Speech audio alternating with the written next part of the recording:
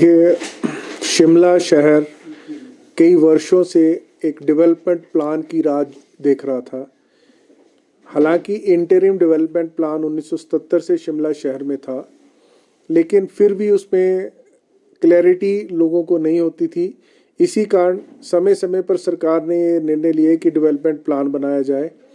और जब development plan बनाने का प्रोसेस चल रहा था तो उस प्रोसेस को एनजीटी में चुनौती दे दी गई, नेशनल ग्रीन ट्रिब्यूनल में। और नेशनल ग्रीन ट्रिब्यूनल ने उस प्रोसेस के चलते हुए प्रदेश सरकार को डिफरेंट दिशा निर्देश दिए, जो पैरा 112 में और एनजीटी जजमेंट में निर्देश दिए गए थे। उन निर्देशों में ये कहा गया था कि एक विभिन्न डायरेक्शंस के अनुसार ही डेवलपमेंट प्लान बनाया जाए। जब प्रदेश सरकार ने डेवलपमेंट प्लान शिमला नगर के लिए बनाने की सोची, नगर निगम एरिया तथा उससे अटैच्ड एरिया में, तो उन एनजीटी की डायरेक्शंस का पूर्णतः ध्यान रखा गया।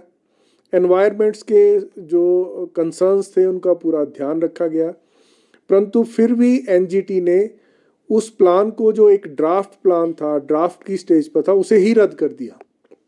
तो उन दोनों आदेशों को प्रदेश सरकार ने सुप्रीम कोर्ट में चुनौती दी थी। एक आदेश को तो माननीय हाई कोर्ट में चुनौती दी थी और वो पिटीशन ट्रांसफर होकर सुप्रीम कोर्ट चली गई।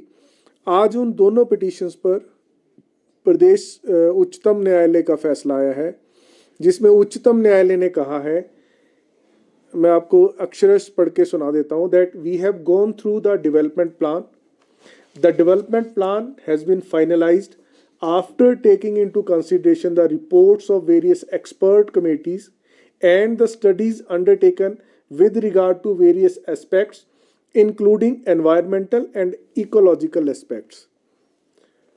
ये बहुत महत्वपूर्ण शब्द है माननीय उच्चतम न्यायालय के, जबकि एनजीटी ने इन सारी बातों को न जांचा न परखा, एक बहुत छोटे से आदेश में उस ड्राफ्ट प्लान को रद्द कर दिया। उसके बाद जब हम उच्चतम न्यायालय में लगातार सुनवाई हो रही थी, पहले रुका हुआ था, परंतु 2023 से हमने इसको बहुत स्पीड अप किया और लगातार सुनवाई होते हुए उच्चतम न्यायालय ने हमें एक स्टेज पर ये परमिट कर दिया था कि जो ड्राफ्ट प्लान है उसको आप नोटिफाई कर दें, लेकिन 1 महीने तक उसको लागू नहीं करेंगे। उसके पश्चात भी हमने ड्राफ्ट प्लान को नोटिफाई कर दिया। उसमें कुछ अमेंडमेंट भी कैबिनेट ने लाई, जैसे ग्रीन प्लॉट्स के संदर्भ में अमेंडमेंट आई, एरिया बढ़ाने के संदर्भ में अमेंडमेंट आई। वो सारी अमेंडमेंट भी प्रदेश सरकार ने और एनवायरनमेंट प्रोटेक्शन के मामले में अपने कदम उठाने जारी रखे। उसके पश्चात भी मामला न्यायालय में लंबित था, तो हम प्लान को नोटिफाई करने के बाद लागू नहीं कर पा रहे थे। तो आज वो जो ड्राफ्ट प्लान था वो फाइनल शेप लेकर अब आज के निर्णय के पश्चात शिमला नगर निगम में लागू हो गया है और इससे नगर वासियों को तथा सराउंडिंग एरिया के लोगों को बहुत राहत मिलेगी। जिनके नक्शे पेंडिंग थे, जिनके घर बनने का सपना अब पूरा हो जाएगा। सर, कितनी मंजिल बना पाएंगे? डेवलपमेंट प्लान क्या बोलता है? कुछ इस तरह का भी अब अलग से रहेगा कि सड़क के साथ अधिक मंजिल की मंजूरी मिलेगी? किस तरह से? देखिए, अगर आप प्लान को पढ़ें, प्लान के चैप्टर 12 में 18 चैप्टर में ये स्पष्ट किया गया है कि क्या क्या बनाया जा सकता है। परंतु फिर भी इस जजमेंट के पैरा 10 में जो हमने माननीय उच्चतम न्यायालय को बताया था कि कोर एरिया में 2 stories plus attic plus parking floor अगर रोड के साथ है, नॉन कोर एरिया में 3 stories plus attic plus parking floor अगर रोड के साथ है, और ऐसे ग्रीन एरिया में कुछ प्लॉट्स जो खाली हैं जहां कोई पेड़ नहीं है, जो सरकार की नीति है, उस नीति के अनुसार अगर रोड के साथ है तो parking plus 1 floor plus attic बनाया जा सकता है, अन्यथा 1 फ्लोर प्लस एटिक बनाया जा सकता है।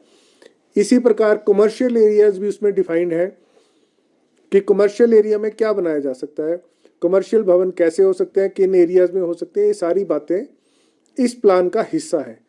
तो ये नगर वासियों के लिए बेहतर होगा कि वो इस प्लान को पूरी तरह पढ़कर अपने लक्ष्यों को कॉम्पिटेंट अथॉरिटी के समक्ष सबमिट करें। आज तक ये था कि कोई प्लान ही नहीं था, कोई नीति पूर्णतः निर्धारित नहीं थी, परंतु अब ये नीति पूर्णतः निर्धारित हो चुकी है। हम सब इस नीति का लाभ उठाकर अपने एनवायरनमेंट को भी बचा सकते हैं, सस्टेनेबल डेवलपमेंट भी कर सकते हैं। Bureau report, city channel, Shimla.